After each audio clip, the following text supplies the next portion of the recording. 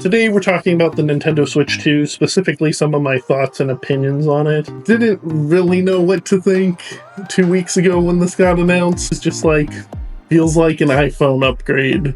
And I guess I mean that in the best way. Nintendo doesn't have a strong track record of releasing successful consoles back-to-back when it comes to home console.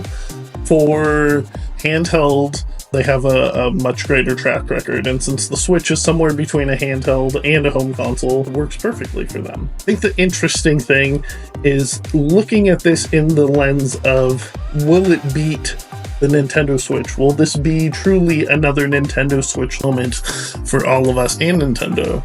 And there's a lot of different factors that go into making that moment. The Nintendo Switch answered a question that we needed an answer to, which is the handheld gaming market dead? And I think we got the answer, which is no, it is very much alive. It is potentially doing better with more competition coming in. You have Sony interested in making their own handheld now. It's slightly doing that with the Portal. You have Microsoft claiming they're making a gaming handheld. And then you have all these PC game makers making their own Steam Decks, right? It's a very interesting time for handheld gaming.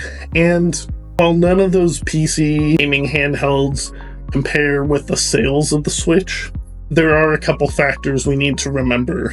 One, Breath of the Wild. I am a huge Zelda fan, probably more than anything else. And Breath of the Wild was one of those, oh my god moments, Zelda is back.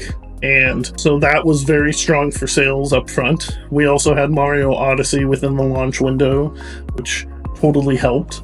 I know we have potentially Mario Kart 9 as a launch title, and it is very smart of them given how insane Mario Kart 8 is still out there swinging, making sales, pushing people online to play with each other. You love to see it.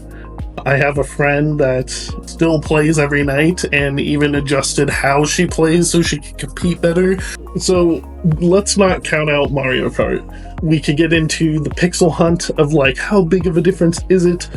It's not really something that interests me. What is interesting to remember is how much the Nintendo Switch attracted the casual console gamer. And that was through a series of factors. One, it was a return to a handheld console. It was also COVID, and kids needed a way to hang out with other kids, so they used Nintendo Switch and Among Us and Roblox to do so. And Fortnite, let's not forget Fortnite. But Animal Crossing was huge, and I think people are going to forget that a little bit when it comes to Nintendo Switch 2 sales. I think that there's a lot that can be done to make things positioned a little better. Not having a Zelda at launch is going to hurt, but we also know it isn't a sheer fact that it's going to make the console sell crazy amounts. I do think it's very smart of Nintendo to go with what they're doing. They are riding off the most successful console hardware launch that has been going strong for a long time. It's end of life from a IT technology perspective. And so they need an upgrade. I think going to a PlayStation 4 Pro-esque spec, as we've heard rumors about, makes a lot of sense. I think I love my PlayStation 4 Pro. The PlayStation 4 Pro brought us beautiful games. I loved playing Horizon, and I friggin' loved how good Final Fantasy Remake looked on it. So getting that in a handheld form factor of Nintendo Switch 2, I'm sold. What I'm not sold on is the fact that 150 million people are going to go buy this. This feels more like an iPhone-esque upgrade of, it's the same thing, we changed some buttons, we recolored it. You know, you're gonna tell me is like, megapixel camera.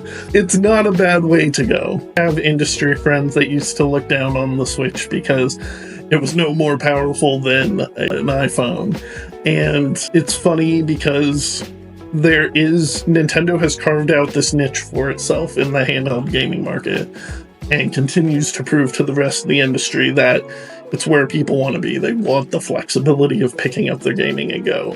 We see this with Nintendo Switch. We see this with Steam Deck. In fact, I learned yesterday that based on the specs that might be out there and may or may not be true, if it really is punching at like a PlayStation 4 Pro or Xbox Series S, which I guess would put it in the 1X category. I hate their naming. I think we're in a good spot because that would actually put the Nintendo Switch 2 as a more powerful device than a Steam Deck. And we see plenty of games getting Steam Deck verified, including Final Fantasy VII Rebirth, which in my opinion was a powerhouse of a game visually, as Final Fantasy games tend to do these days. And so that leads me to cautious optimism. I want to love the Nintendo Switch 2. The fact that it's backwards compatible, oh my god. Let's hope that pans out well, because I think that's gonna help sell people on getting an upgraded one. I kind of like the way it looks. It is more sleek, it is more adult and modern.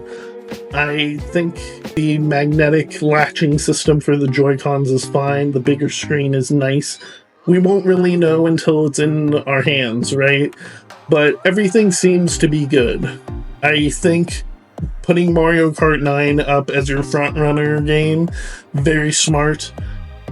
I think time will tell. I think it's going to be a slow burn. I think it's going to be not that wow moment of, oh my god, I must get this immediately.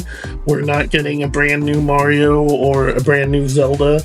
I think the fact that we're getting Mario Kart 9 potentially at launch, we're getting Pokemon ZA, which lots of excitement for. I was scoffing because I was remembering Xenoblade Chronicles X Definitive Edition is coming, and I'm so frustrated by that because I just went back and finally finished that game on my Wii U because I had put 40 hours in and not beat it, and I'm like, I bet you the instant I beat this game, they're going to release the Definitive Edition. And here we have it! And it's coming to the original Switch, so I think this could work out very well. About the Xbox selling the Xbox Series S at a lower price point and still gathering tons of sales. I think this is going to be good for Nintendo. I don't think it's going to be that explosive, oh my god, it's the Nintendo Wii, it's the Nintendo Switch, everyone who's to go out and buy this. On top of that, you have a potentially higher price point, would put it in like going to be $100 more is what my thought process is for a bunch of reasons. Is that going to play? Is $500 out of the impulse buy range of parents for their kids?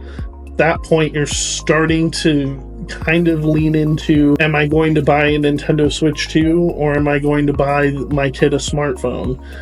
And that is a fight for Nintendo and Apple and Google and Samsung to figure out. I think it still has legs. I think Nintendo Switch 2 will be fine. I don't expect it to be another Wii U scenario, but keep in mind, Nintendo does not have the strongest track record when it comes to sequels to their consoles. And it's sad to say, like, the Nintendo NES and the Super NES are the only ones back-to-back where it was like, it's success in terms of console and hardware sales. As much as I love the GameCube, it did not perform to Nintendo's expectations, and neither did the Wii U, and I think we have to keep that in mind. So, cautious optimism, can't wait to see more.